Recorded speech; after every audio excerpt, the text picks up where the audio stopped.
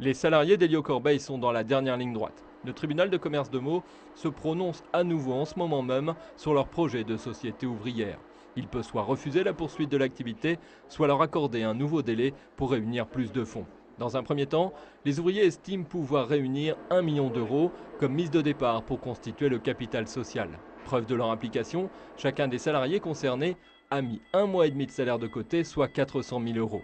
La région s'est engagée à leur prêter 150 000 euros remboursables sur 7 ans et les syndicats espèrent récupérer 400 000 euros que le groupe Circle Printers avait provisionné pour faire face à d'éventuels licenciements et qui correspond à l'équivalent de 5 000 euros de salaire. C'est le droit de travailler d'une autre façon, puisque ce ne sont plus des actionnaires qu'on va rémunérer, mais simplement le travail que l'on va effectuer dans l'entreprise.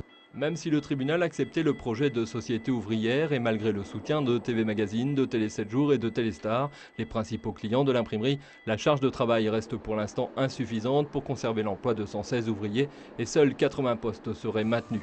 40 personnes ne feraient pas partie de l'aventure telle qu'elle se présente actuellement.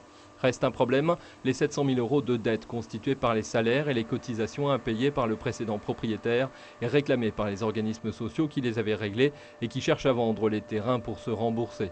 Malgré le soutien d'hommes politiques aussi influents que Jean-Pierre Bechter, le maire de la ville, ou Serge Dassault, sénateur UMP et principal client, les juges trouvaient la mise de départ insuffisante.